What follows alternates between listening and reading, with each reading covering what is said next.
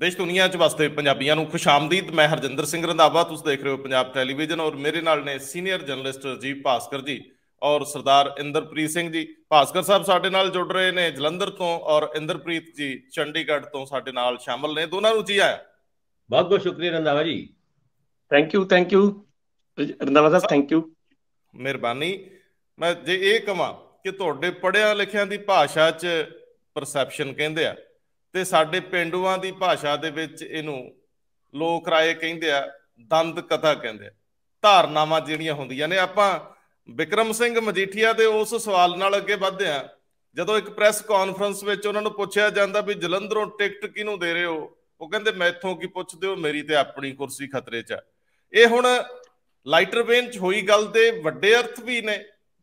ਇਹ ਬੜੇ ਅਹਿਮ ਸਵਾਲ ਨੇ ਕਿ ਕਿਸੇ ਪਰਿਵਾਰ ਦੇ ਵਿੱਚੋਂ ਆਉਣਾ ਜੇ ਫਾਇਦੇਮੰਦ ਹੁੰਦਾ ਤੇ ਨੁਕਸਾਨਦੇਹ ਕਿੰਨਾ ਹੁੰਦਾ। ਇਹ ਸਵਾਲ ਨੂੰ ਐਡਰੈਸ ਕਰਦੇ ਆ, ਬਹੁਤ ਸੰਖੇਪ 'ਚ ਕਰਾਂਗੇ ਕਿ ਕਿਵੇਂ ਪੋਲਿਟਿਕਸ ਬਦਲਦੀ ਆ, ਕਿਵੇਂ ਕੋਈ ਵਿਅਕਤੀ ਭਾਵੇਂ ਕਿੰਨਾ ਵੀ ਅਗਰੈਸਿਵ ਹੋਵੇ, ਸਿਆਸਤ ਉਹਨੂੰ ਰੋਕ ਕੇ ਖੜੀ ਜਾਂਦੀ ਆ।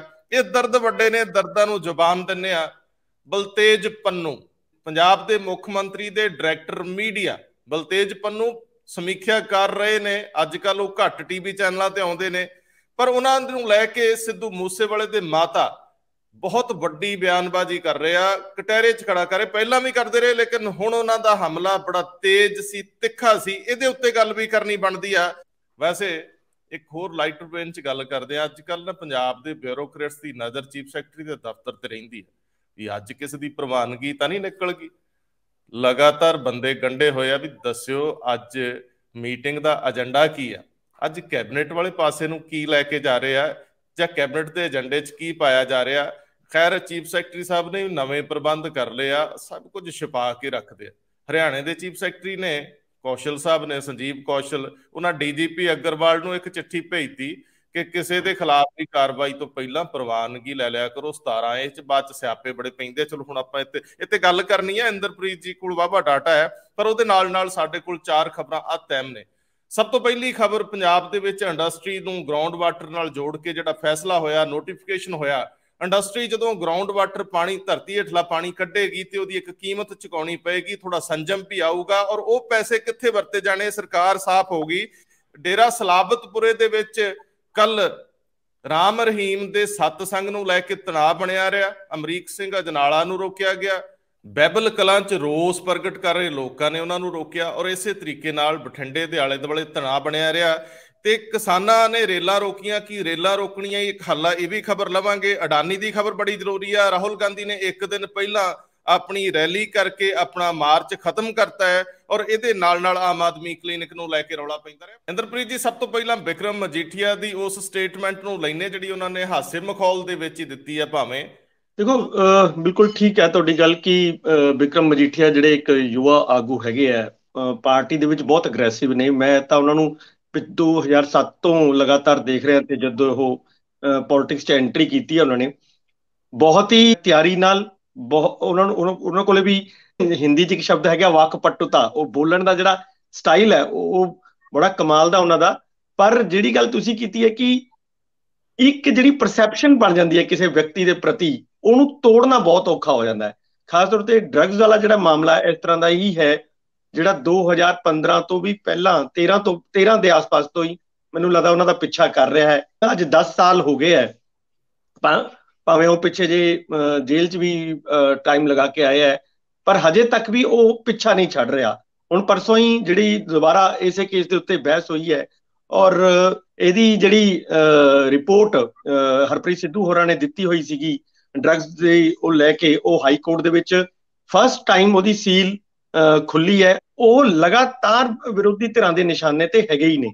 ਪਾਰਟੀ ਦੇ ਵਿੱਚ 2 ਲਗਾਤਾਰ ਵੱਡੀਆਂ ਹਾਰਾਂ, ਜਿਹੜੀ 2017 ਵਾਲੀ ਔਰ 2022 ਵਾਲੀ, ਇਹਨੇ ਪਾਰਟੀ ਨੂੰ ਬਹੁਤ ਹੀ ਕਾਰਨਰ ਕਰ ਰੱਖਿਆ, ਖਾਸ ਤੌਰ ਤੇ ਜਿਹੜੀ ਵੱਡੀ ਲੀਡਰਸ਼ਿਪ ਹੈ ਉਹਨੂੰ।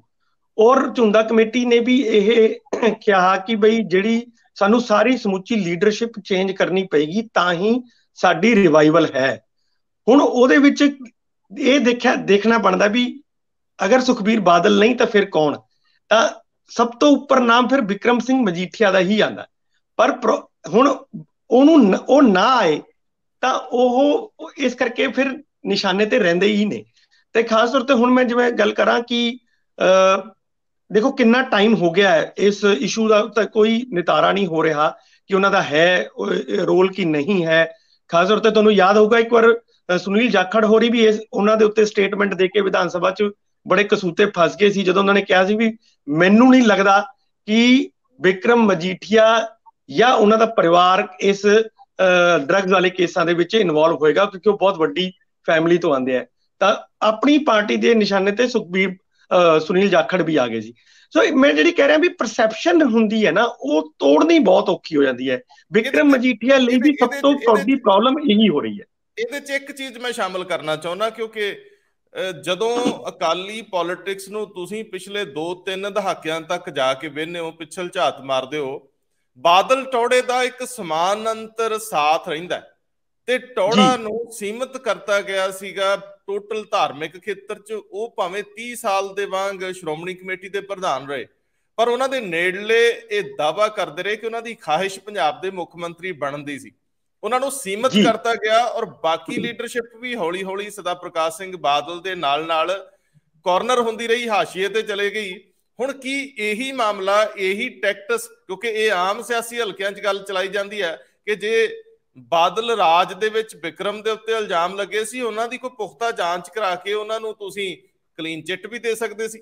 ਤੁਸੀਂ ਕੇਂਦਰੀ ਏਜੰਸੀਆਂ ਵੀ ਤੁਹਾਡੇ ਭਾਈਵਾਲਾਂ ਦੇ ਕੋਲ ਸੀ, ਤੁਹਾਡੇ ਉੱਪਰ ਵੀ ਸੰਬੰਧ ਚੰਗੇ ਸੀ, ਤੁਸੀਂ CBI ਤੋਂ ਜਾਂਚ ਵੀ ਕਰਾ ਸਕਦੇ ਸੀ ਜੇ ਨਹੀਂ ਕੋਈ ਤੱਥ ਸੀਗੇ। ਸੋ ਬਿਕਰਮ ਮਜੀਠੀਆ ਨੂੰ ਅਕਾਲੀ ਰਾਜ ਦੇ ਵਿੱਚ, ਉਸ ਤੋਂ ਬਾਅਦ ਕੈਪਟਨ ਅਮਰਿੰਦਰ ਸਿੰਘ ਤੇ ਵੀ ਦੋਸ਼ ਲੱਗਦੇ ਰਹੇ ਵੀ ਉਹਨਾਂ ਦੇ ਰਾਜ ਵਿੱਚ ਵੀ ਕੋਈ ਰਾਹਤ ਨਹੀਂ ਮਿਲੀ, ਤੇ ਇੱਥੇ ਆ ਕੇ ਲਗਾਤਾਰ ਕੋਰਟਾਂ ਦਾ ਸਾਹਮਣਾ ਕਰਨਾ ਪੈ ਰਿਹਾ। ਜਿਹਨੇ ਲੀਡਰ ਬਣਨਾ ਸੀ, ਜਿਹਨੇ ਸਾਲ ਦਰ ਸਾਲ ਆਪਣੀ ਚਮਕ ਵਧਾਉਣੀ ਸੀ, ਉਹਨੂੰ ਅਜੇ ਵੀ ਇਹ ਸਾਫ਼ ਕਰਨਾ ਪੈ ਰਿਹਾ ਕਿ ਉਹ ਗਲਤ ਨਹੀਂ ਹੈ। ਤੇ ਹੁਣ ਜਦੋਂ ਲੀਡਰਸ਼ਿਪ ਦਾ ਕ੍ਰਾਈਸਿਸ ਹੈ, ਬਿਕਰਮ ਮਜੀਠੀਆ ਨੂੰ ਅਹਿਮ ਕਮੇਟੀਆਂ ਦੇ ਵਿੱਚ ਵੀ ਪਾਉਣ ਲੱਗਿਆ 100 ਵਾਰੀ ਸੋਚਿਆ ਜਾਂਦਾ ਹੈ ਕਿ ਇਹਦਾ ਫਾਇਦਾ ਹੋਊ ਕਿ ਨੁਕਸਾਨ। ਮੈਨੂੰ ਲੱਗਦਾ ਇਹ ਦਰਦ ਵੀ ਹੋ ਸਕਦਾ ਜੀ।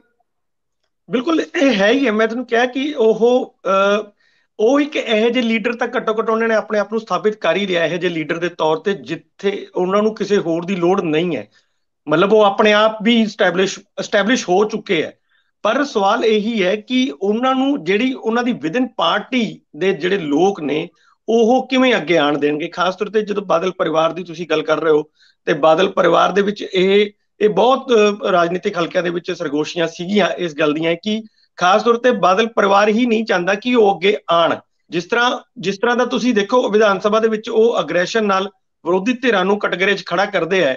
ਹੁਣ ਤੱਕ ਉਹ ਨਹੀਂ ਹੈ, ਲੇਕਿਨ ਪਿਛਲੇ ਸੈਸ਼ਨ ਤੱਕ ਅਸੀਂ ਦੇਖਦੇ ਰਹੇ ਉਹਨਾਂ ਨੂੰ। ਉਹਨਾਂ ਤੋਂ ਬਿਨਾਂ ਏਦਾਂ ਲੱਗਦਾ ਸੀ ਜਿਵੇਂ ਪਾਰਟੀ ਨਹੀਂ ਹੈਗੀ, ਖਾਸ ਤੌਰ ਤੇ ਵਿਧਾਨ ਸਭਾ ਦੇ ਜਿਹਦੀ ਕੋਈ ਹੋਂਦ ਹੀ ਨਹੀਂ ਹੈ। ਤਾਂ ਉਹਨੂੰ ਕਿਸ ਤਰ੍ਹਾਂ ਉਹਨੂੰ ਰੋਕਿਆ ਜਾਏ, ਇਹ ਮੈਨੂੰ ਲੱਗਦਾ ਕਿ ਬਾਰ-ਬਾਰ ਇਸੇ ਤਰ੍ਹਾਂ ਜਿਹੜਾ ਇਹ ਡਰੱਗਸ ਵਾਲਾ ਇਸ਼ੂ ਹੈ ਇਹ ਫਿਰ ਲਿਆਤਾ ਜਾਂਦਾ ਹੈ ਕਿਸੇ ਨਾ ਕਿਸੇ ਰੂਪ ਦੇ ਵਿੱਚ ਉਹਨੂੰ ਰੋਕਣ ਵਾਸਤੇ। ਤਾਂ ਹੀ ਸ਼ਾਇਦ ਉਹਨਾਂ ਦੇ ਮੂੰਹ ਚੋਂ ਇਹ ਗੱਲ ਨਿਕਲੀ ਹੈ ਕਿ ਮੇਰੀ ਆਪਣੀ ਕੁਰਸੀ ਖਤਰੇ ਦੇ ਵਿੱਚ ਹੈ। ਹਾਲਾਂਕਿ ਉਹਨਾਂ ਕੋਲ ਇਸ ਟਾਈਮ ਤਾਂ ਕੋਈ ਕੁਰਸੀ ਹੈ ਹੀ ਨਹੀਂ ਹੈ। ਉਹਨਾਂ ਨੂੰ ਤਾਂ ਮਿਲਣੀ ਹੈ। ਅਗਰ ਕੋਈ ਚੇਂਜਸ ਹੋਈਆਂ ਜਾਂ ਪਾਰਟੀ ਦੀ ਕਿਤੇ ਕੋਈ ਸਹਿਮਤੀ ਬਣਦੀ ਹੈ ਤਾਂ ਉਹਨਾਂ ਨੂੰ ਤਾਂ ਮਿਲਣੀ ਹੈ। ਅਜੇ ਤੱਕ ਤਾਂ ਉਹਨਾਂ ਕੋਲ ਕੋਈ ਕੁਰਸੀ ਹੈ ਨਹੀਂ, ਤਾਂ ਉਹ ਕਿਹੜੀ ਖਤਰੇ 'ਚ ਪੈ ਗਈ। ਮੈਨੂੰ ਵੀ ਉਹਨਾਂ ਦੇ ਉਸ ਤੋਂ ਕੋਈ ਸਮਝ ਨਹੀਂ ਆਇਆ ਇਹ ਗੱਲ ਕਿ ਕਿਹੜੀ ਕੁਰਸੀ ਦੀ ਗੱਲ ਕਰ ਰਿਹਾ ਉਹ। ਭਾਸਕਰ ਸਾਹਿਬ, ਕੁਰਸੀ ਖਤਰੇ 'ਚ ਨਹੀਂ, ਪੋਜੀਸ਼ਨ ਖਤਰੇ 'ਚ ਆ। ਔਰ ਇਹ ਵੀ ਸਵਾਲ ਹੈ ਕਿ ਇਹ ਦਰਦ ਹੈ, ਇਹ ਤਕਲੀਫ ਹੈ ਕਿ ਤੁਸੀਂ ਪਰਿਵਾਰ ਛੱਡ ਕੇ ਕਿਸੇ ਹੋਰ ਧਾਰਾ 'ਚ ਬਹਿ ਨਹੀਂ ਸਕਦੇ। ਜਿੱਦਾਂ ਅੱਜ ਕੱਲ੍ਹ BJP ਵੱਲ ਜਾਣ ਦਾ ਟ੍ਰੈਂਡ ਆ, ਜੇ ਤੁਸੀਂ ਪਰਿਵਾਰ ਛੱਡ ਕੇ ਜਾਂਦੇ ਹੋ ਸਭ ਤੋਂ ਮੁਸ਼ਕਿਲ ਹੈ। ਜੇਕਰ ਤੁਸੀਂ ਕਿਸੇ ਹੋਰ ਪਾਰਟੀ 'ਚ ਜਾਣਾ ਹੈ, ਤੁਹਾਡਾ ਉਹਨਾਂ ਨੂੰ ਕਿੰਨਾ ਫਾਇਦਾ, ਤੁਸੀਂ ਕਲੀਨ ਇਮੇਜ ਨਾਲ ਆਉਂਦੇ ਹੋ ਜਾਂ ਕਿਵੇਂ ਆ। ਮੈਨੂੰ ਲੱਗਦਾ ਬਿਕਰਮ ਸਿੰਘ ਮਜੀਠੀਆ ਨੇ ਇਹ ਮੌਕਾ ਬੜਾ ਢੁਕਵਾਂ ਚੁਣਿਆ ਜਿੱਥੇ ਉਹਨਾਂ ਦੇ ਅੰਦਰਲਾ ਦਰਦ ਕਿਤੇ ਧੱਕੇ ਨਾਲ ਬਾਹਰ ਆ ਗਿਆ। ਕੀ ਕਹਿੰਦੇ? ਦੇਖੋ, ਗੱਲ ਤੇ ਇੱਥੋਂ ਸ਼ੁਰੂ ਹੋਈ ਸੀ ਜਦ ਬਿਕਰਮ ਸਿੰਘ ਮਜੀਠੀਆ ਉਹਨਾਂ ਨੇ ਕਿਹਾ ਕਿ ਮੇਰੀ ਆਪ ਦੀ ਕੁਰਸੀ ਖਤਰੇ 'ਚ ਹੈ, ਤੁਸੀਂ ਮੈਨੂੰ ਜਲੰਧਰ ਵਾਲੀ ਸੀਟ ਬਾਰੇ ਪੁੱਛੀ ਜਾਂਦੇ ਹੋ ਵੀ ਕਿਹਨੂੰ ਟਿਕਟ ਦੇਣੀ ਹੈ। ਹੁਣ ਇਹ ਗੱਲ ਆਈ ਕਿਉਂ? ਤੁਸੀਂ ਦੇਖੋ, ਜਦ ਤੋਂ ਬਿਕਰਮ ਸਿੰਘ ਮਜੀਠੀਆ ਉਹਨਾਂ ਜੇਲ੍ਹ ਤੋਂ ਬੇਲ ਤੇ ਆਏ ਨੇ, ਉਸ ਜੇਲ੍ਹ ਤੋਂ ਬਾਹਰ ਉਮੀਦ ਸੀਗੀ ਵੱਡੇ ਅਕਾਲੀ ਆਗੂ ਉੱਥੇ ਇਕੱਠੇ ਹੋ ਕੇ ਬਿਕਰਮ ਸਿੰਘ ਮਜੀਠੀਆ ਉਹਨਾਂ ਦਾ ਵੈਲਕਮ ਕਰਨਗੇ। ਨਹੀਂ ਪਹੁੰਚੇ ਵੱਡੇ ਆਗੂ। ਔਰ ਉਸ ਦਿਨ ਤੋਂ ਬਾਅਦ ਅੱਜ ਤੱਕ ਬਿਕਰਮ ਸਿੰਘ ਮਜੀਠੀਆ ਔਰ ਉਹਨਾਂ ਦੇ ਜੇਜਾ ਸ਼੍ਰੀ ਯਾਨੀ ਸੁਖਬੀਰ ਸਿੰਘ ਬਾਦਲ ਇੱਕ ਫਰੇਮ ਦੇ ਵਿੱਚ ਨਹੀਂ ਨਜ਼ਰ ਆਏ। ਹਜੇ ਤੱਕ ਕੋਈ ਇਸ ਤਰ੍ਹਾਂ ਦਾ ਮੌਕਾ ਨਹੀਂ ਆਇਆ ਕਿ ਦੋਨੋਂ ਸੁਖਬੀਰ ਸਿੰਘ ਬਾਦਲ ਔਰ ਬਿਕਰਮ ਸਿੰਘ ਮਜੀਠੀਆ ਇੱਕ ਪ੍ਰੈਸ ਕਾਨਫਰੰਸ ਦੇ ਵਿੱਚ ਇਕੱਠੇ ਬੈਠ ਕੇ ਕੋਈ ਗੱਲ ਕਰਦੇ ਹੋਣ। ਬਿਕਰਮ ਸਿੰਘ ਮਜੀਠੀਆ ਜਦ ਵੀ ਕਿਸੇ ਮੁੱਦੇ ਦੇ ਉੱਤੇ ਪ੍ਰੈਸ ਕਾਨਫਰੰਸ ਕਰਦੇ, ਹਾਲਾਂਕਿ ਮੁੱਦਿਆਂ ਨੂੰ ਚੱਕਣ ਦਾ ਤਰੀਕਾ ਬਿਕਰਮ ਸਿੰਘ ਮਜੀਠੀਆ ਉਹਨਾਂ ਦਾ ਬਹੁਤ ਵਧੀਆ ਹੈ, ਪਰ ਉਹ ਕਦੀ ਸੁਖਬੀਰ ਸਿੰਘ ਬਾਦਲ ਉਹਨਾਂ ਨਾਲ ਬੈਠ ਕੇ ਪ੍ਰੈਸ ਕਾਨਫਰੰਸ ਕਰਦੇ ਹੋਏ ਨਹੀਂ ਨਜ਼ਰ ਆਏ, ਭਾਵੇਂ ਉਹ ਮੁੱਦਾ ਹੋਏ ਬੰਦੀ ਸਿੱਖਾਂ ਦਾ ਜਾਂ ਫਿਰ ਡੇਰਾ ਮੁਖੀ ਦਾ ਵਿਰੋਧ ਦਾ ਜਾਂ ਕੋਈ ਹੋਰ ਪੰਥਕ ਇਸ਼ੂ। ਇਹ ਹੈ ਕਿ ਕਿਉਂਕਿ ਬਿਕਰਮ ਸਿੰਘ ਮਜੀਠੀਆ ਅਗਰ ਅਕਾਲੀ ਦਲ ਦੇ ਵਿੱਚ ਹੈਗੇ ਨੇ ਤੇ ਉਹਨਾਂ ਦੀ ਸਭ ਤੋਂ ਵੱਡੀ ਯੋਗਤਾ ਸੀਗੀ ਕਿ ਉਹ ਸਰਦਾਰ ਸੁਖਬੀਰ ਸਿੰਘ ਬਾਦਲ ਉਹਨਾਂ ਦੇ ਸਾਲੇ ਹੈਗੇ ਨੇ।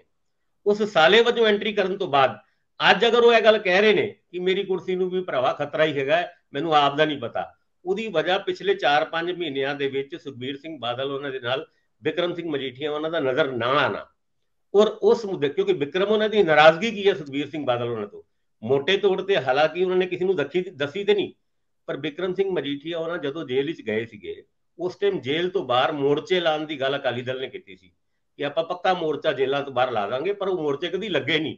2 ਕੁ ਦਿਨ ਤੰਬੂ ਜੇ ਲੱਗੇ ਸੀਗੇ, 2-3 ਦਿਨ ਬਾਅਦ ਉਹ ਤੰਬੂ ਵੀ ਛੋਟਾ ਹੁੰਦਾ ਚਲਾ ਗਿਆ ਔਰ ਬਾਅਦ ਚੋਂ ਉਹ ਤੰਬੂ ਹਟ ਹੀ ਗਿਆ, ਔਰ ਜੇਲ੍ਹ ਤੋਂ ਬਾਹਰ ਆਉਣ ਤੋਂ ਬਾਅਦ ਉਹਨਾਂ ਦਾ ਕੋਈ ਸਵਾਗਤ ਨਾ ਹੋਣਾ।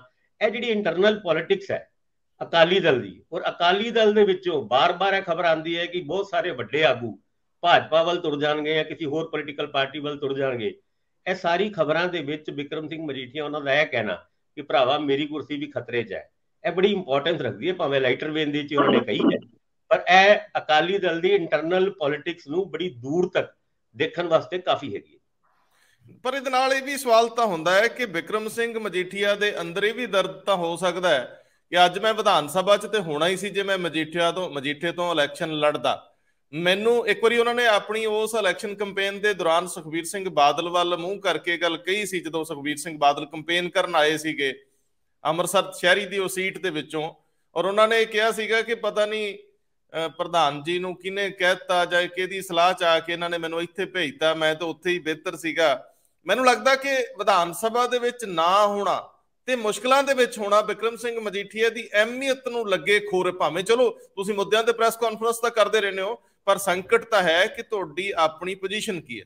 ਮੈਨੂੰ ਲੱਗਦਾ ਇੰਦਰਪ੍ਰੀਤ ਜੀ ਕੁਝ ਕਹਿਣਾ ਚਾਹ ਰਹੇ, ਫਿਰ ਮੈਂ ਅੱਗੇ ਵੱਧਦਾ ਹਾਂ। ਮੈਂ ਤਾਂ ਇਹ ਕਹਿ ਰਿਹਾ ਸੀ ਕਿ ਦੇਖੋ ਠੀਕ ਹੈ, ਜਦੋਂ ਵਿਧਾਨ ਸਭਾ ਦਾ ਸੈਸ਼ਨ ਚੱਲਦਾ ਹੁੰਦਾ ਹੈ ਤਾਂ ਮੈਨੂੰ ਲੱਗਦਾ ਕਿ ਅੱਜ ਇਸ ਟਾਈਮ ਅਕਾਲੀ ਦਲ ਦੇ ਇੱਕ ਤਾਂ ਬਹੁਤ ਥੋੜੀਆਂ ਸੀਟਾਂ ਨੇ, 2-3 ਸੀਟਾਂ ਹੀ ਨੇ, ਔਰ ਉਸ ਤੋਂ ਬਾਵਜੂਦ ਉਹਨਾਂ ਕੋਲ ਕੋਈ ਇਹੋ ਜਿਹਾ ਲੀਡਰ ਨਹੀਂ ਹੈ ਜੋ ਮਤਲਬ ਆਪਣੀ ਪ੍ਰੈਜ਼ੈਂਸ ਵੀ ਉੱਥੇ ਜਿਤਾ ਸਕੇ। ਮਤਲਬ ਜਦੋਂ ਵੀ ਇਸ਼ੂਜ਼ ਆਉਂਦੇ ਆ ਉਹ ਬਹੁਤ ਘਿਰੇ ਜਿਹੇ ਰਹਿੰਦੇ ਜਾਂ ਚੁੱਪ ਹੀ ਰਹਿੰਦੇ ਆ। ਬਹੁਤ ਸਾਰੇ ਟਾਈਮ ਤਾਂ ਕਈ ਦਿਨ ਇਦਾਂ ਦੇ ਹੋ ਜਾਂਦੇ ਵੀ ਇੱਕ ਸਿੰਗਲ ਵਰਡ ਵੀ ਅਕਾਲੀ ਦਲ ਦੇ ਤਰਫ ਤੋਂ ਕਿਹਾ ਹੀ ਨਹੀਂ ਜਾਂਦਾ ਮਤਲਬ ਵਿਧਾਨ ਸਭਾ ਸੈਸ਼ਨ ਦੇ। ਉਸ ਟਾਈਮ ਜ਼ਰੂਰ ਲੱਗਦਾ ਹੈਗਾ ਕਿ ਵਿਕਰਮ ਮਜੀਠੀਆ ਵਰਗਾ ਨੇਤਾ ਮਤਲਬ ਪਾਰਟੀ ਦਾ ਵਿਧਾਨ ਸਭਾ ਦੇ ਵਿੱਚ ਹੋਣਾ ਜ਼ਰੂਰੀ ਸੀ, ਕਿਉਂਕਿ ਉਹ ਜਦ ਵੀ ਇੱਥੇ ਰਹੇ ਹੈ, ਚਾਹੇ ਉਹ 2017 ਤੋਂ 22 ਤੱਕ ਦੀ ਗੱਲ ਕਰ ਲਈਏ ਵਿਰੋਧੀ ਧਿਰ ਦੇ ਵਿੱਚ ਵੀ, ਜਿਸ ਦਿਨ ਉਹ ਨਹੀਂ ਹੁੰਦੇ ਸੀਗੇ ਉਸ ਦਿਨ ਪਾਰਟੀ ਨੂੰ ਬਹੁਤ ਘਾਟ ਮਹਿਸੂਸ ਰਹਿੰਦੀ ਸੀ ਉਹਨਾਂ ਦੀ। ਉਦੋਂ ਤਾਂ ਖੈਰ ਸੀਟਾਂ ਵੀ ਇਹਨਾਂ ਕੋਲ 12-13 ਸੀਟਾਂ ਹੈਗੀਆਂ ਸੀਗੀਆਂ, ਔਰ ਜਿਹੜਾ ਇਹਨਾਂ ਦੀ ਪਾਰਟੀ ਹੈਗੀ ਹੈ ਬੀਜੇਪੀ ਜਿਹਦੇ ਨਾਲ ਗੱਠਜੋੜ ਸੀ ਇਹਨਾਂ ਦਾ, ਉਹ ਵੀ ਸੱਤਾ ਉਹਦੇ ਵਿੱਚ ਸੀਗੀ, ਪਰ ਫਿਰ ਵੀ ਇਹਨਾਂ ਦੀ ਪ੍ਰੈਜ਼ੈਂਸ ਇੱਕ ਅਲੱਗ ਤਰ੍ਹਾਂ ਦੀ ਹੁੰਦੀ ਸੀ ਜੋ ਮਤਲਬ ਸੱਤਾਧਾਰੀਆਂ ਨੂੰ ਕਾਰਨਰ ਕਰਨ 'ਚ ਬਹੁਤ ਇੰਪੋਰਟੈਂਟ ਹੁੰਦੀ ਸੀ। ਪਰ ਮੈਨੂੰ ਲੱਗਦਾ ਕਿ ਹੁਣ ਉਹ ਘਾਟ ਹੈ, ਹੁਣ ਨਹੀਂ ਉਹ ਗੱਲ ਬਣ ਰਹੀ। ਉਹ ਠੀਕ ਗੱਲ ਹੈ ਕਿ ਅਗਰ ਉਹ ਮਜੀਠੀਆ ਤੋਂ ਲੜਦੇ ਔਰ ਨਿਸ਼ਚਿਤ ਰੂਪ ਤੇ ਉਹਨਾਂ ਨੂੰ ਜਿੱਤੀ ਜਾਣਾ ਸੀ, ਤੇ ਉਹਨਾਂ ਅਗਰ ਉਹ 3 ਬੰਦੇ ਵੀ ਰਹਿੰਦੇ ਜਾਂ 4 ਬੰਦੇ ਵੀ ਰਹਿੰਦੇ ਤਾਂ ਵੀ ਉਹਨਾਂ ਦੀ ਜਿਹੜੀ ਪ੍ਰੈਜ਼ੈਂਸ ਹੀ ਪਾਰਟੀ ਨੂੰ ਇੱਕ ਵੱਡੇ ਰੂਪ 'ਚ ਮਿਲ ਜਾਂਦੀ, ਜੋ ਹੁਣ ਨਹੀਂ ਹੈਗੀ।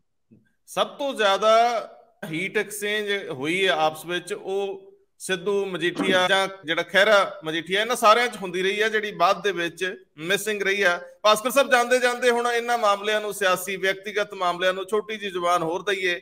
ਬਲਤੇਜ ਪੰਨੂ ਦੇ ਉੱਤੇ ਸਿੱਧੂ ਮੂਸੇਵਾਲੇ ਦੀ ਮਦਰ ਮਾਤਾ ਚਰਨ ਕੌਰ ਨੇ ਬੜੇ ਤਿੱਖੇ ਇਲਜ਼ਾਮ ਲਾਏ। ਕਈ ਵਾਰੀ ਤੁਹਾਡੇ ਅੰਦਰ ਦਾ ਦਰਦ ਬਾਹਰ ਆ ਜਾਂਦਾ, ਉਹਨੂੰ ਜ਼ੁਬਾਨ ਮਿਲ ਜਾਂਦੀ ਆ, ਭਾਵਨਾ ਉਹਨਾਂ ਦੀ ਕੋਈ ਵੀ ਰਹੀ ਹੋਵੇ, ਪਰ ਉਹਨਾਂ ਨੇ ਸਿੱਧਾ ਨਾਂ ਲੈ ਕੇ ਜੇ ਕਿਸੇ ਨੂੰ ਨਿਸ਼ਾਨੇ ਤੇ ਲਿਆ ਤੇ ਉਹ ਬਲਤੇਜ ਪੰਨੂ ਨੇ ਬਹੁਤ ਸਾਰੇ ਮੀਡੀਆ ਅਦਾਰਿਆਂ 'ਚ ਕੰਮ ਕੀਤਾ ਹੈ, ਔਰ ਉਹ ਚੰਗੇ ਸਮੀਖਿਆਕਾਰਕ, ਅੱਜ ਕੱਲ ਤਾਂ ਉਹ ਨਜ਼ਰ ਨਹੀਂ ਆਉਂਦੇ ਕਿਤੇ ਵੀ ਇਹਨਾਂ ਮਾਮਲਿਆਂ 'ਚ, ਪਰ ਉਹ ਮੀਡੀਆ ਡਾਇਰੈਕਟਰ ਨੇ ਪੰਜਾਬ ਦੇ ਮੁੱਖ ਮੰਤਰੀ ਦੇ। ਐਸੀ ਇੱਕ ਅਨਾਉਂਸਮੈਂਟ ਹੋਈ ਸੀ, ਹਾਲਾਂਕਿ ਉਹ ਬਹੁਤੇ ਚਰਚਾ ਵਿੱਚ ਨਹੀਂ ਗਏ, ਬਹੁਤੇ ਸਰਗਰਮ ਲੱਗਦੇ ਨਹੀਂ ਕਿਤੇ ਵੀ। ਮੈਨੂੰ ਇਹ ਜਰਾ ਜ਼ਰੂਰ ਦੱਸਿਓ ਕਿ ਆਖਰ ਇਹੋ ਜਿਹੀਆਂ ਪੋਸਟਾਂ ਸ਼ੇਅਰ ਤਾਂ ਬਹੁਤ ਸਾਰਿਆਂ ਨੇ ਕੀਤੀਆਂ ਜਿਹਦੇ ਵਿੱਚ ਸਿੱਧੂ ਮੂਸੇਵਾਲੇ ਤੋਂ ਲੈ ਕੇ ਹੋਰ ਵੀਆਈਪੀਜ਼ ਦੀ ਸੁਰੱਖਿਆ ਵਾਪਸ ਲਈ, ਔਰ ਇਸੇ ਤਰੀਕੇ ਨਾਲ ਕਤਲ ਤੋਂ ਬਾਅਦ ਵੀ ਉਸ ਕਤਲ ਨਾਲ ਜੁੜੀਆਂ ਖਬਰਾਂ ਵੀ ਸਾਰਿਆਂ ਨੇ ਸ਼ੇਅਰ ਕੀਤੀਆਂ। ਆਖਰ ਬਲਤੇਜ ਪੰਨੂ ਨੂੰ ਨਿਸ਼ਾਨੇ ਤੇ ਲੈਣ ਨਾਲ ਕੋਈ ਤੁਹਾਨੂੰ ਲੱਗਦਾ ਹੈ ਕਿ ਸਰਕਾਰ ਨੂੰ ਥੋੜਾ ਸੇਕ ਲੱਗਦਾ, ਇਸ ਕਰਕੇ ਨਾ ਜ਼ਿਆਦਾ ਵਧਾਇਆ ਜਾਂਦਾ? ਜਿਸ ਤਰੀਕੇ ਨਾਲ ਕੱਲ ਸਿੱਧੂ ਮੂਸੇਵਾਲੇ ਦੀ ਮਾਤਾ ਚਰਨ ਕੌਰ ਨੇ ਖਾਸ ਅਟੈਕ ਬਲਤੇਜ ਪੰਨੂ ਉਹਨਾਂ ਤੇ ਰੱਖਿਆ, ਔਰ ਉਹਨਾਂ ਨੇ ਕਿਹਾ ਕਿ ਮੀਡੀਆ ਦੇ ਵਿੱਚ ਜਦ ਸਿੱਧੂ ਮੂਸੇਵਾਲੇ ਦੇ ਨਾਲ ਹੋਰ 424 ਲੋਕਾਂ ਦੀ ਸਿਕਿਉਰਿਟੀ ਡਾਊਨਗ੍ਰੇਡ ਕੀਤੀ ਗਈ ਸੀ ਤੇ ਸਭ ਤੋਂ ਪਹਿਲੇ ਖਬਰ ਸ਼ੇਅਰ ਕੀਤੀ ਬਲਤੇਜ ਪੰਨੂ ਉਹਨਾਂ ਨੇ। ਔਰ ਉਸ ਤੋਂ ਬਾਅਦ ਜਦ ਸਿੱਧੂ ਮੂਸੇਵਾਲੇ ਦੀ 29 ਮਈ ਨੂੰ ਹੱਤਿਆ ਹੁੰਦੀ ਹੈ, ਉਸ ਤੋਂ ਬਾਅਦ ਵੀ ਸਭ ਤੋਂ ਪਹਿਲੇ ਖਬਰ ਸ਼ੇਅਰ ਕੀਤੀ ਬਲਤੇਜ ਪੰਨੂ ਨੇ। ਉਹ ਕਹਿੰਦੇ ਨੇ ਇਹ ਦੋ ਐਵੀਡੈਂਸ ਇਦਾਂ ਦੇ ਹੈਗੇ ਨੇ ਜਿਹਦੇ ਰਾਹੀਂ ਅਗਰ ਸਰਕਾਰ ਚਾਹੇ ਤੇ ਬਲਤੇਜ ਪੰਨੂ ਨੂੰ ਹਿਰਾਸਤ ਵਿੱਚ ਲੈ ਕੇ ਪੁੱਛਗਿੱਛ ਕਰ ਸਕਦੀ ਹੈ। ਅਸੀਂ ਆਫੀਸ਼ੀਅਲ ਤੌਰ ਤੇ ਵੀ ਸਰਕਾਰ ਨੂੰ ਕੰਪਲੇਂਟ ਕੀਤੀ ਸੀ, ਪੁਲਿਸ ਨੂੰ ਕੰਪਲੇਂਟ ਕੀਤੀ ਸੀ, ਪਰ ਹਜੇ ਤੱਕ ਕੋਈ ਐਕਸ਼ਨ ਨਹੀਂ ਹੋਇਆ। ਪਰ ਸਵਾਲ ਤੁਹਾਡਾ ਬਹੁਤ ਵੱਡਾ ਹੈ ਕਿ ਹੁਣ ਇਹ ਅਟੈਕ ਅਚਾਨਕ ਬਲਤੇਜ ਪੰਨੂ ਦੇ ਉੱਤੇ ਕਿਉਂ ਹੋ ਰਿਹਾ, ਕਿਉਂਕਿ ਬਹੁਤ ਸਾਰੀ ਗੱਲਾਂ ਹੈਗੀ ਹੈ ਜਿਹੜੀ ਕੱਲ ਚਰਨ ਕੌਰ ਉਹਨਾਂ ਨੇ ਆਪਣੀ ਗੱਲਾਂ ਦੇ ਵਿੱਚ ਤੇ ਨਹੀਂ ਜ਼ਿਕਰ ਕੀਤਾ। ਪਿਛਲੇ ਦਿਨਾਂ ਦੇ ਵਿੱਚ ਇਹ ਵੀ ਗੱਲ ਸੁਣਨੀ ਚਾਹੀ ਕਿ ਮਾਤਾ ਚਰਨ ਕੌਰ ਜਿਹੜੀ ਸਿੱਧੂ ਮੂਸੇਵਾਲੇ ਦੀ ਹੈ, ਉਹਨਾਂ ਨੇ ਗੱਲਬਾਤ ਕਰਨ ਦੀ ਕੋਸ਼ਿਸ਼ ਵੀ ਕੀਤੀ ਸੀ ਬਲਤੇਜ ਪੰਨੂ ਉਹਨਾਂ ਨਾਲ, ਪਰ ਉਹ ਗੱਲਬਾਤ ਸੁਖਾਵੇਂ ਮਾਹੌਲ ਦੇ ਵਿੱਚ ਨਹੀਂ ਹੋ ਪਾਈ। ਇਹ ਗੱਲਬਾਤ ਬਲਤੇਜ ਪੰਨੂ ਨੇ ਕੋਸ਼ਿਸ਼ ਕੀਤੀ ਜਾਂ ਮਾਤਾ ਚਰਨ ਕੌਰ ਨੇ? ਮਾਤਾ ਚਰਨ ਕੌਰ ਨੂੰ ਕਿਉਂ ਜ਼ਰੂਰਤ ਪੈ ਗਈ? ਇਹ ਸਵਾਲ ਉੱਠੂਗਾ। ਦੇਖੋ, ਕਿਉਂਕਿ ਇਸ ਮੁੱਦੇ ਦੇ ਸਵਾਲ ਜਿਹੜੀ ਮਾਤਾ ਚਰਨ ਕੌਰ ਨੇ ਕੱਲ ਉਠਾਏ ਨੇ, ਉਹਨਾਂ ਮੁੱਦਿਆਂ ਦੇ ਜਵਾਬ ਮਾਤਾ ਚਰਨ ਕੌਰ ਆਪਣੇ ਆਪ ਵੀ ਲੈਣਾ ਚਾਹੁੰਦੀ ਸੀਗੀ। ਔਰ ਹੁਣ ਇਹ ਤੇ ਨਹੀਂ ਪਤਾ ਮੈਨੂੰ ਕਿ ਬਲਤੇਜ ਪੰਨੂ ਉਹਨਾਂ ਨੇ ਇਹ ਕੋਸ਼ਿਸ਼ ਕੀਤੀ ਜਾਂ ਫਿਰ ਚਰਨ ਕੌਰ ਉਹਨਾਂ ਨੇ ਇਹ ਕੋਸ਼ਿਸ਼ ਕੀਤੀ। ਕੋਸ਼ਿਸ਼ ਜਿਨ੍ਹਾਂ ਨੇ ਮਰਜ਼ੀ ਕੀਤੀ ਹੋਏ, ਪਰ ਇਸ ਗੱਲਬਾਤ ਦੀ ਕੋਸ਼ਿਸ਼ ਹੋਈ ਸੀ ਔਰ ਉਹ ਗੱਲਬਾਤ ਸੁਖਾਵੇਂ ਮਾਹੌਲ ਦੇ ਵਿੱਚ ਨਹੀਂ ਹੋਈ। ਇਹੀ ਕਾਰਨ ਸੀਗਾ ਕੱਲ ਚਰਨ ਕੌਰ ਉਹਨਾਂ ਨੇ ਸਿੱਧੇ ਤੌਰ ਤੇ ਬਲਤੇਜ ਪੰਨੂ ਉਹਨਾਂ ਦੇ ਉੱਤੇ ਹਮਲਾ ਕੀਤਾ। ਇਹ ਅਖਬਾਰ ਦੇ ਵਿੱਚ ਇੱਕ ਬਲਤੇਜ ਪੰਨੂ ਉਹਨਾਂ ਦਾ ਵੀ ਇੱਕ ਵਰਸ਼ਨ ਛਪਿਆ ਹੋਇਆ, ਉਹਦੇ ਵਿੱਚ ਕਹਿੰਦੇ ਨੇ ਕਿ ਵੀ ਉਸ ਟਾਈਮ ਮੈਂ ਅਗਰ ਕੋਈ ਖਬਰ ਸ਼ੇਅਰ ਕੀਤੀ ਹੋਏ, ਭਾਵੇਂ ਸਿੱਧੂ ਮੂਸੇਵਾਲੇ ਦੀ ਸਿਕਿਉਰਿਟੀ ਡਾਊਨਗ੍ਰੇਡ ਕਰਨ ਦੀ ਗੱਲ ਹੋਏ, ਤੇ ਮੈਨੂੰ ਦੱਸੋ, ਇੱਕ ਸਬੂਤ ਲਿਆਓ। ਮੈਂ ਕੁਝ ਨਹੀਂ ਕੀਤਾ। ਪਰ ਇਹ ਗੱਲ ਹੁਣ ਅੱਗੇ ਵੱਧਦਾ ਨਜ਼ਰ ਆ ਰਿਹਾ, ਕਿਉਂਕਿ ਜਦ ਸਿੱਧੂ ਮੂਸੇਵਾਲੇ ਦਾ ਪਰਿਵਾਰ ਕਿਸੇ ਦੇ ਉੱਤੇ ਵੀ ਕੋਈ ਐਲੀਗੇਸ਼ਨ ਲਾ ਰਿਹਾ ਤੇ ਉਸ ਐਲੀਗੇਸ਼ਨ ਦੇ ਵਿੱਚ ਕਿੰਨਾ ਕੁ ਦਮ ਹੈ, ਇਹ ਪੁਲਿਸ ਨੇ ਜਾਂ ਫਿਰ ਸਰਕਾਰ ਨੇ ਦੇਖਣਾ ਹੈ। ਪਰ ਨਾਲ ਦੇ ਨਾਲ ਚਰਨ ਕੌਰ ਉਹਨਾਂ ਨੇ ਕੱਲ ਇਹ ਵੀ ਗੱਲ ਸਾਫ਼ ਕਰਤੀ ਕਿ ਪਰਿਵਾਰ ਕਿਸੇ ਵੀ ਤਰੀਕੇ ਨਾਲ ਪੋਲਿਟਿਕਸ ਦੇ ਵਿੱਚ ਆਉਣ ਦੇ ਵਿੱਚ ਇੰਟਰਸਟਿਡ ਨਹੀਂ ਹੈ। ਔਰ ਭਾਰਤ ਜੋੜੋ ਯਾਤਰਾ ਦੇ ਵਿੱਚ ਜਿਹੜੇ ਬਲਕੌਰ ਸਿੰਘ ਉਹਨਾਂ ਸ਼ਾਮਿਲ ਹੋਏ ਸੀ, ਉਹ ਨਿਆਂ ਦੀ ਉਮੀਦ ਨਾਲ ਸ਼ਾਮਿਲ ਹੋਏ ਸੀ। ਜਿਹੜਾ ਵਿਅਕਤੀ ਨਿਆਂ ਦੀ ਗੱਲ ਕਰ ਰਿਹਾ, ਉਹਦੇ ਨਾਲ ਅਗਰ ਯਾਤਰਾ ਨੂੰ ਜੁਆਇਨ ਕਰਨ ਤੋਂ ਬਾਅਦ ਪੋਲਿਟਿਕਸ ਨੂੰ ਜੁਆਇਨ ਕਰਨ ਦੀ ਅਟਕਲਾਂ ਲੱਗਦੀਆਂ ਤਾਂ ਉਹਨੂੰ ਸਿਰੇ ਤੋਂ ਕੱਲ ਉਹਨਾਂ ਨੇ ਨਕਾਰਿਆ ਵੀ। ਆਪਾਂ ਇੰਦਰਪ੍ਰੀਤ ਜੀ ਗਰਾਊਂਡ ਵਾਟਰ ਨਾਲ ਸੰਬੰਧਿਤ ਖਬਰ ਤੇ ਜਾਣਾ, ਬੜੀ ਅਹਿਮ ਖਬਰ ਸਾਡੇ ਤੁਹਾਡੇ ਸਾਰਿਆਂ ਨਾਲ ਜੁੜੀ ਆ। ਉਂਝ ਤਾਂ ਅਸੀਂ ਸਾਰੇ ਘੱਟ ਨਹੀਂ ਕਰਦੇ, ਸਾਰਿਆਂ ਨੇ ਮੱਛੀ ਮੋਟਰਾਂ ਲਾਈਆਂ ਨਲਕੇ ਤੇ, ਹੁਣ ਬੀਤੇ ਦੀ ਗੱਲ ਹੋ ਗਈ, ਜ਼ੋਰ ਲਾ ਕੇ ਅਸੀਂ ਪਾਣੀ ਕੱਢੀ ਜਾ ਰਹੇ, ਇਹ ਸੋਚੇ ਬਿਨਾਂ ਕਿ ਥੱਲੇ ਧਰਤੀ ਦੇ ਤਹਿਆਂ ਨੇ, ਪਰਤਾਂ ਨੇ, ਪਾਣੀ ਜਿੰਨਾ ਰੀਚਾਰਜ ਹੁੰਦਾ ਉਸ ਤੋਂ ਜ਼ਿਆਦਾ ਜੇ ਨਿਕਲਦਾ ਜਾਂਦਾ ਤਾਂ ਹੀ ਅਸੀਂ ਹਰ ਸਾਲ ਮੋਟਰਾਂ ਨੀਵੀਆਂ ਕਰਨੀਆਂ ਪੈਂਦੀਆਂ ਨੇ, ਗਰਾਊਂਡ ਵਾਟਰ ਨੀਵਾਂ ਜਾਈ ਜਾਂਦਾ। ਪਰ ਇਸ ਤੋਂ ਪਹਿਲਾਂ ਇੱਕ ਖਬਰ ਪੋਲਿਟਿਕਸ ਨਾਲ ਜੁੜਦੀ ਆ, ਅਫਸਰਸ਼ਾਹੀ ਨਾਲ ਜੁੜਦੀ ਆ। ਵੈਸੇ ਤਾਂ ਇਹ ਖਬਰ ਸਾਡੇ ਚੀਫ ਸੈਕਟਰੀ ਸਾਹਿਬ ਨਾਲ ਵੀ ਜੁੜਦੀ ਆ, ਕਿਉਂਕਿ ਹੁਣ ਇਹ ਸਿੱਧਾ ਇੱਕ ਖਾਸ ਲਾਈਨ ਦੇ ਵਿੱਚ ਆ ਗਿਆ ਪ੍ਰੋਗਰਾਮ ਕਰਪਸ਼ਨ ਦੇ ਖਿਲਾਫ। ਮੁੱਖ ਮੰਤਰੀ ਔਰ ਚੀਫ ਡਾਇਰੈਕਟਰ ਵਿਜੀਲੈਂਸ ਔਰ ਚੀਫ ਸੈਕਟਰੀ ਕਿ ਜਿਹਦੀ ਵੀ ਲੋੜ ਆ, ਜਿਹਨੂੰ ਵੀ ਹੱਥ ਪਾਉਣਾ, ਜਿਹਦੇ ਖਿਲਾਫ ਸ਼ਿਕਾਇਤ ਆ, ਜਿਹਦੇ ਖਿਲਾਫ ਸਬੂਤ ਆ, ਉਹਦੀ ਧਾਰਾ 17A ਦੇ ਤਹਿਤ, ਐਕਟ ਦੇ ਤਹਿਤ, ਇਹ ਪਹਿਲਾਂ ਹੀ 1988 ਵਾਲਾ ਜਿਹੜਾ ਹੈਗਾ, ਇਹਨੂੰ ਦੇ ਦਿਓ ਜੀ ਪ੍ਰਵਾਨਗੀ। ਲੇਕਿਨ ਜਿਹੜਾ ਚੀਫ ਸੈਕਟਰੀ ਹਰਿਆਣਾ ਨੇ ਸੰਜੀਵ ਕੌਸ਼ਲ ਨੇ ਚਿੱਠੀ ਲਿਖੀ ਆ ਪੀਕੇ ਅਗਰਵਾਲ ਉੱਥੋਂ ਦੇ ਡੀਜੀਪੀ ਨੂੰ, ਇਹ ਦੋਵੇਂ ਚੀਜ਼ਾਂ ਰਿਲੇਟ ਹੋ ਰਹੀਆਂ, ਇਕੱਠੀਆਂ ਹੋ ਰਹੀਆਂ, ਇੱਕ ਦੂਜੇ ਨਾਲ ਜੁੜ ਰਹੀਆਂ ਨੇ। ਤੁਹਾਨੂੰ ਲੱਗਦਾ ਹੈ ਕਿ ਹੁਣ ਜਿੱਥੇ ਵੀ ਚੋਰ ਮੋਰੀਆਂ ਸੀ ਉਹ ਕਹਿੰਦੇ ਪਹਿਲਾਂ ਹੀ ਬੰਦ ਕਰ ਲਓ? ਵੈਸੇ ਮੈਂ ਪਹਿਲਾਂ ਜਿਵੇਂ ਕਿਹਾ, ਸਾਡੇ ਇੱਥੇ ਅਫਸਰਾਂ ਦੀ ਨਜ਼ਰ ਅੱਜ ਕੱਲ ਮੁੱਖ ਸਕੱਤਰ ਦੇ ਦਫ਼ਤਰ 'ਚ ਰਹਿੰਦੀ ਆ, ਬੜੇ ਬੰਦੇ ਸਾਰਿਆਂ ਨੇ ਗੰਢ ਕੇ ਰੱਖੇ ਵੀ ਤੁਰੰਤ ਖਬਰ ਸਾਡੇ ਤੱਕ ਪਹੁੰਚਾਓ, ਤੇ ਇਹਨਾਂ ਆਪਸੀ ਸਹਿਮਤੀ ਵੀ ਕੀਤੀ ਹੈ ਵੀ ਜੇ ਇੱਕ ਨੂੰ ਪਤਾ ਲੱਗੇ ਸਾਰਿਆਂ ਨੂੰ ਦੱਸ ਦਿਓ ਤਾਂ ਕਿ ਸਮਾਂ ਰਹਿੰਦਿਆਂ ਓਟ-ਪੋਟ ਕਰ ਲਓ। ਕੀ ਕਹਿੰਦੇ ਹੋ? ਦੇਖੋ, ਇਹ ਕੋਈ ਮਤਲਬ ਨਵਾਂ ਉਹ ਨਹੀਂ ਹੈ, ਮੈਂ ਤਾਂ ਨਹੀਂ ਕਹੂੰਗਾ ਕਿ ਇਹ ਨਵਾਂ ਟ੍ਰੈਂਡ ਹੈ। ਜਿੰਨੀ ਵੀ ਅਫਸਰਸ਼ਾਹੀ ਹੈ, ਚਾਹੇ IPS ਹੋਣ, PCS ਹੋਣ, IAS ਹੋਣ, ਉਹ ਸਾਰੇ ਹੀ ਇਹ ਨਿਗਾਹ ਵਿਜੀਲੈਂਸ ਦੀ ਜਿਹੜੀ ਮਨਜ਼ੂਰੀ ਹੈ ਉਹਦੇ ਵਾਸਤੇ ਜਿਹੜਾ PCS ਬ੍ਰਾਂਚ, IAS ਬ੍ਰਾਂਚ ਹੈ, ਜੋ ਵੀ ਹੈ, ਉੱਥੇ ਨਿਗਾਹ ਤਾਂ ਰੱਖਦੇ ਹੀ ਆ ਹਮੇਸ਼ਾ ਵੀ ਉਹਨਾਂ ਦੇ ਖਿਲਾਫ ਕੋਈ ਸ਼ਿਕਾਇਤ ਤਾਂ ਨਹੀਂ ਆਈ, ਤਾਂ ਵੀ ਜੋ ਆਈ ਹੈ ਤਾਂ ਪਹਿਲਾਂ ਹੀ ਪਤਾ ਚੱਲ ਜਾਏ ਤਾਂ ਕਿ ਉਹ ਕੁਝ ਕਾਰਵਾਈ ਹੋਣ ਤੋਂ ਪਹਿਲਾਂ ਹੀ ਕੁਝ ਨਾ ਕੁਝ ਕਰ ਲਿਆ ਜਾਏ। ਤੇ ਇਹ ਰਹਿੰਦੀ ਹੈ, ਜ਼ਰੂਰੀ ਹੈ। ਹਰ ਬੰਦੇ ਦਾ ਦੇਖੋ ਆਪਣਾ ਕੈਰੀਅਰ ਹੈ, ਤਾਂ ਉਹ ਕਿਉਂਕਿ ਇੱਕ ਵਾਰ ਵੀ ਜੇ ਦਾਗ ਲੱਗ ਗਿਆ, ਜਿਵੇਂ ਆਪਾਂ ਪਹਿਲਾਂ ਗੱਲ ਕਰਕੇ ਹਟੇ ਹਾਂ ਕਿ ਪਰਸੈਪਸ਼ਨ ਦੀ ਗੱਲ ਹੁੰਦੀ ਹੈ, ਫਿਰ ਤਾਂ ਉਸ ਤੋਂ ਬਾਅਦ ਤਾਂ ਤੁਸੀਂ ਜਿੰਨੇ ਮਰਜ਼ੀ ਜਵਾਬ ਦੇਈ ਜਾਓ, ਕੋਈ ਗੱਲ ਨਹੀਂ ਹੁੰਦੀ। ਇੱਕ ਵਾਰ ਤੁਸੀਂ ਕੈਟੇਗਰੀ 'ਚ ਆ ਗਏ ਸੋ ਆ ਗਏ। ਸੋ ਇਹਦੇ ਹੁਣ ਇਹ ਸਾਰੀ ਜਗ੍ਹਾ ਤੇ ਇਹ ਹੋਣ ਲੱਗ ਗਿਆ, ਖਾਸ ਤੌਰ ਤੇ ਜਦੋਂ IAS ਪਹਿਲੀ ਵਾਰ ਹੁਣ IAS ਵੱਡੇ ਸਕੇਲ ਦੇ ਉੱਤੇ ਨਿਸ਼ਾਨੇ ਤੇ ਆ ਗਏ ਹੈ, ਕਿਉਂਕਿ ਇਹ ਹਮੇਸ਼ਾ ਤੋਂ ਹੀ ਜਦੋਂ ਵੀ ਕਰਪਸ਼ਨ ਦੀ ਗੱਲ ਹੁੰਦੀ ਸੀ, ਤੁਹਾਨੂੰ ਯਾਦ ਹੋਊਗਾ, ਚਾਹੇ ਬਾਦਲਾਂ ਦੇ ਟਾਈਮ 'ਚ ਕੈਪਟਨ ਸਾਹਿਬ ਉਹਨਾਂ ਨੇ ਜਿੰਨੀ ਵੀ ਕਾਰਵਾਈ ਕੀਤੀ ਉਹ ਸਾਰੀ ਪੋਲੀਟੀਕਲ ਬੰਦਿਆਂ ਤੇ ਕੀਤੀ। ਉਹਨਾਂ ਨੇ ਆ ਕੇ ਉਸ ਤੋਂ ਬਾਅਦ ਜੇ ਕੈਪਟਨ ਸਾਹਿਬ ਉਹਨਾਂ ਦੀ ਕਿਸੇ ਪਾਰਟੀ ਦੀ ਗੱਲ ਕਰਦੀ ਤਾਂ ਵੀ ਪੋਲੀਟੀਕਲ ਬੰਦਿਆਂ ਦੇ ਉੱਤੇ ਹੁਣ ਹੋ ਰਹੀ ਹੈ, ਜਿੰਨੀਆਂ ਵੀ ਉਹ ਕਾਰਵਾਈਆਂ ਹੋਈਆਂ ਨੇ। ਫਸਟ ਟਾਈਮ ਹੈ ਕਿ ਜਦੋਂ ਜਿਹੜੇ ਆਈਐਸ ਬਿਊਰੋਕਰੈਟਸ ਹੈਗੇ ਆ, ਇਹ ਵੀ ਨਿਸ਼ਾਨੇ ਤੇ ਆਏ ਹੈਗੇ ਆ, ਤਾਂ ਉਹਨਾਂ ਨੇ ਵੀ ਫਿਰ ਹੁਣ ਉੱਥੇ ਇਹ ਕਹਿਣਾ ਸ਼ੁਰੂ ਕਰਤਾ ਹੈ ਕਿ ਬਈ ਜਿਹੜੀ 17A ਹੈਗੀ ਹੈ, ਤੁਸੀਂ ਪਹਿਲਾਂ ਉਹ ਸੀਐਮ ਤੋਂ ਮਨਜ਼ੂਰੀ ਲਓ। ਉਹ ਗਵਰਨਮੈਂਟ ਆਫ ਇੰਡੀਆ ਦਾ ਹੀ ਇੱਕ ਜਿਹੜਾ ਕਰਪਸ਼ਨ ਐਕਟ ਹੈਗਾ, ਉਹਦੇ ਵਿੱਚ ਇਹ ਧਾਰਾ ਹੈਗੀ ਹੈ ਕਿ ਜਦੋਂ ਵੀ ਕਿਸੇ ਬਿਊਰੋਕਰੈਟ ਦੇ ਉੱਤੇ ਤੁਸੀਂ ਕਰਪਸ਼ਨ ਦੇ ਨੂੰ ਲੈ ਕੇ ਕੋਈ ਕਾਰਵਾਈ ਕਰਨੀ ਹੈ, ਉਸ ਤੋਂ ਪਹਿਲਾਂ ਤੁਹਾਨੂੰ ਸੀਐਮ ਦੀ ਮਨਜ਼ੂਰੀ ਲੈਣੀ ਜ਼ਰੂਰੀ ਹੈ। ਉਹ ਦੋ ਉਸ ਤੇ ਲੈਣੀ ਪੈਂਦੀ ਹੈ। ਪਹਿਲੀ ਉਦੋਂ ਜਦੋਂ ਤੁਸੀਂ ਕੋਈ ਜਿਹੜੀ ਜਾਂਚ ਆ ਉਹ ਇਨੀਸ਼ੀਏਟ ਕਰਨਾ ਚਾਹੁੰਦੇ ਆ, ਹਜੇ ਤੁਸੀਂ ਉਸ ਪਰਚਾ ਦਰਜ ਨਹੀਂ ਕਰ ਰਹੇ ਹੁੰਦੇ, ਸਿਰਫ ਜਿਹੜੀ ਸ਼ਿਕਾਇਤ ਆਈ ਹੁੰਦੀ ਹੈ ਉਹਦੇ ਖਿਲਾਫ ਉਹਨੂੰ ਇਨੀਸ਼ੀਏਟ ਕਰਦੇ ਹੋ ਤੇ ਆਪਣਾ ਜਿਹਨੂੰ ਆਪਾਂ ਪਹਿਲਾਂ ਕਹਿੰਦੇ ਉਹਨਾਂ ਦੀ DDR ਨੋਟ ਕਰਦੇ। ਇਸੇ ਤਰ੍ਹਾਂ ਹੀ ਤੁਸੀਂ ਜਿਹੜੀ ਪ੍ਰੀਲਿਮਿਨਰੀ ਇਨਕੁਆਇਰੀ ਕਰਦੇ ਹੋ, ਉਹ ਦੇਖਦੇ ਹੋ ਕਿ ਵੀ ਹਾਂ ਉਹ ਬੰਦਾ ਉਹਦੇ ਵਿੱਚ ਉਹਦੀ ਇਨਵੋਲਵਮੈਂਟ ਹੈ ਕਿ ਨਹੀਂ ਹੈ। ਉਸ ਤੋਂ ਬਾਅਦ ਜਦੋਂ ਤੁਹਾਨੂੰ ਲੱਗਦਾ ਕਿ ਹਾਂ ਹੈ, ਤੁਹਾਡੇ ਕੋਲ ਉਹਦੇ ਸਬੂਤ ਵੀ ਥੋੜੇ ਬਹੁਤ ਆ ਜਾਂਦੇ ਆ, ਫਿਰ ਤੁਸੀਂ ਉਹ ਪ੍ਰੈਜ਼ੈਂਟ ਕਰਦੇ ਹੋ ਸੀਐਮ ਦੇ ਅੱਗੇ ਦੁਬਾਰਾ ਜਾ ਕੇ ਕਿ ਬਈ ਇਹ ਸਾਡੇ ਕੋਲ ਹੈਗੇ ਹੈ, ਸਾਨੂੰ ਉਹਦੇ ਖਿਲਾਫ ਪਰਚਾ ਦਰਜ ਕਰਨ ਦੀ ਵੀ ਇਜਾਜ਼ਤ ਦਿਓ। ਫਿਰ ਅਗਰ ਸੀਐਮ ਨੂੰ ਲੱਗਦਾ ਕਿ ਹਾਂ ਠੀਕ ਹੈ ਉਹਦੇ ਖਿਲਾਫ ਬਣਦੀ ਹੈ, ਤਾਂ ਫਿਰ ਉਹ ਦੁਬਾਰਾ ਨਵੇਂ ਸਿਰੇ ਤੋਂ ਉਹਦੇ ਜਾਂਚ ਦੇ ਲਈ ਮਨਜ਼ੂਰੀ ਦੇ ਦਿੰਦਾ ਹੈ। ਸਵਾਲ ਤਾਂ ਸਿਰਫ ਇੱਥੇ ਪ੍ਰੋਟੋਕੋਲ ਦਾ ਹੈ, ਮਤਲਬ ਕਿ ਤੁਸੀਂ ਕੀ ਉਹ ਪ੍ਰੋਟੋਕੋਲ ਫੋਲੋ ਕਰ ਰਹੇ ਹੋ ਕਿ ਨਹੀਂ।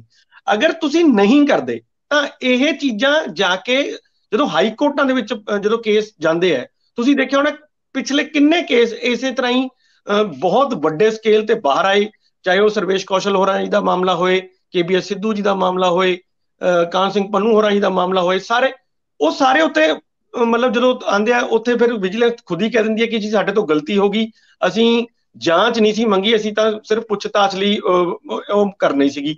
ਤਾਂ ਉੱਥੇ ਸਾਰੇ ਦੇ ਸਾਰਿਆਂ ਨੂੰ ਮਤਲਬ ਬੇਲ ਆਊਟ, ਮਤਲਬ ਸਾਰੇ ਬੇਲ ਤੇ ਲੈ ਜਾਂਦੇ ਆ। ਸੋ ਮੈਨੂੰ ਇਹ ਲੱਗਦਾ ਕਿ ਪ੍ਰੋਟੋਕੋਲ ਜਿਹੜਾ ਇਹ ਹੈਗਾ ਬਣਿਆ ਹੋਇਆ, ਵਿਜੀਲੈਂਸ ਨੂੰ ਵੀ ਜਿਹੜੀ ਕਾਰਵਾਈ ਕਰਨੀ ਹੈ ਉਹ ਕਾਨੂੰਨੀ ਦਾਇਰੇ ਦੇ ਵਿੱਚ ਹੀ ਕਰੇ, ਤਾਂ ਕਿ ਜੇ ਉਹਨਾਂ ਦਾ ਕੇਸ ਮਜ਼ਬੂਤ ਹੈ ਤਾਂ ਫਿਰ ਬਿਊਰੋਕਰੈਟ ਨੂੰ ਸਜ਼ਾ ਵੀ ਹੋਣੀ ਚਾਹੀਦੀ ਹੈ।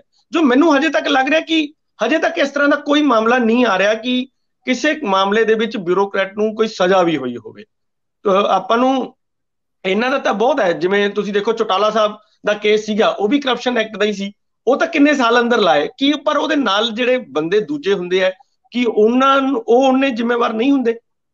ਮੈਂ ਇਹੀ ਕਹਿਣਾ ਚਾਹੁੰਦਾ ਵੀ ਜੇ ਪ੍ਰੋਟੋਕੋਲਸ ਦਾ ਪੂਰਾ ਉਹ ਰੱਖਿਆ ਜਾਏ ਤਾਂ ਮੈਨੂੰ ਲੱਗਦਾ ਕਿ ਕੋਈ ਵੀ ਫਿਰ ਬਚ ਨਹੀਂ ਪਾਏਗਾ।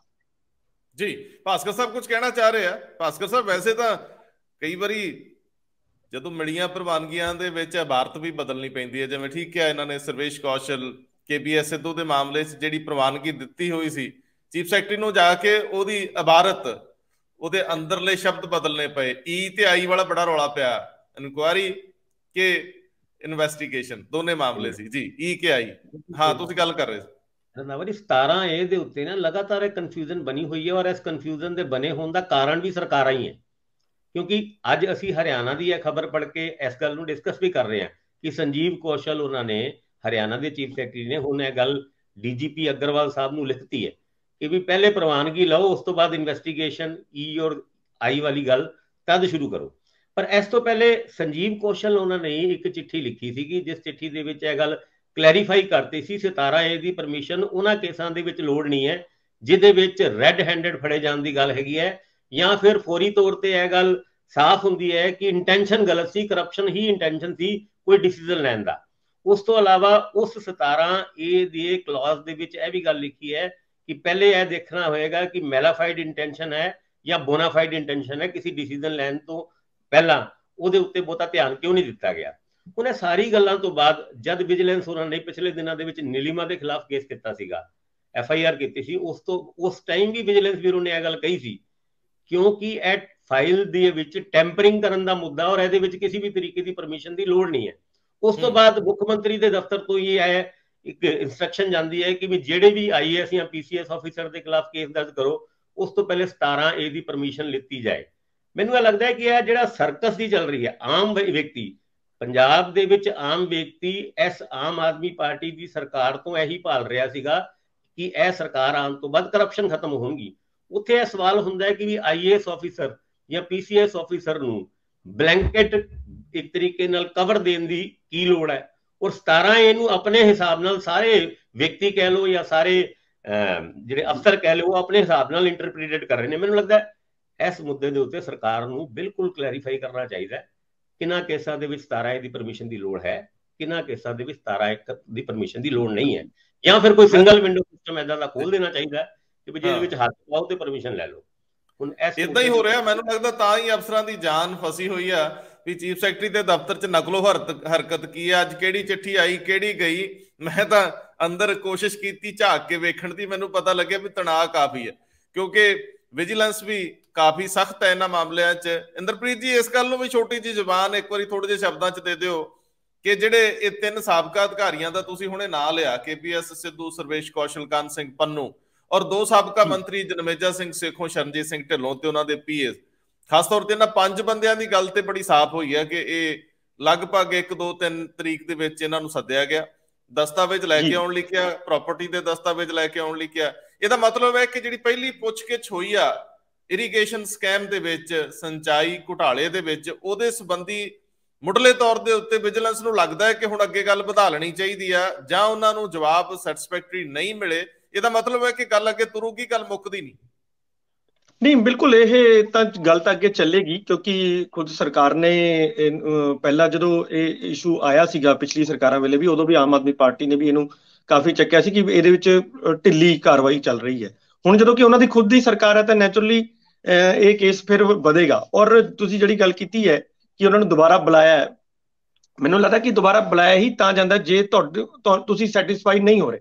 ਮਤਲਬ ਤੁਸੀਂ ਸਾਰੇ 5-5, 6-6 ਘੰਟੇ ਇਹਨਾਂ ਤੋਂ ਲਗਾਤਾਰ ਪੁੱਛਤਾਛ ਹੋਈ ਹੈ ਤੇ 100 150 ਸਵਾਲ ਪੁੱਛਿਆ ਜਾ ਰਿਹਾ ਉੱਥੇ, ਤਾਂ ਜਦੋਂ ਉਹਦੇ ਉੱਤੇ ਹੁਣ ਕਿਹਾ ਜਾ ਰਿਹਾ ਵੀ ਠੀਕ ਹੈ ਇਹਦੇ ਦਸਤਾਵੇਜ਼ ਵੀ ਲੈ ਕੇ ਆਓ, ਇਹਦੇ ਦਸਤਾਵੇਜ਼ ਵੀ ਲੈ ਕੇ ਆਓ, ਇਹ ਜਿਹੜੀ ਹੁਣ 1, 2, 3 ਨੂੰ ਜਿਹੜੀ ਪੁੱਛਤਾਛ ਹੋਣੀ ਹੈ 5 ਤੋਂ ਜਾਂ ਜਿੰਨੇ ਵੀ ਇਨਵੋਲਵ ਹੈਗੇ ਇਹਦੇ ਵਿੱਚ, ਉਹ ਸਾਰਿਆਂ ਨੂੰ ਉਹ ਡਾਕੂਮੈਂਟਸ ਤਾਂ ਦੇਣੇ ਹੀ ਪੈਣੇ। ਜੇ ਅਗਰ ਉਹ ਖੁਦ ਕਹਿ ਰਿਹਾ ਕਿ ਵੀ ਅਸੀਂ ਇਨੋਸੈਂਟ ਆ, ਸਾਡਾ ਇਹਦੇ ਵਿੱਚ ਕੋਈ ਰੋਲ ਨਹੀਂ ਹੈ, ਤਾਂ ਉਹ ਸਾਰਾ ਕੁਝ ਦੇਣਾ ਹੀ ਪੈਣਾ, ਕਿਉਂਕਿ ਇਸ ਨੂੰ ਵੀ ਟਾਈਮ ਬਹੁਤ ਹੋ ਗਿਆ, 2015 ਦਾ ਹੈ।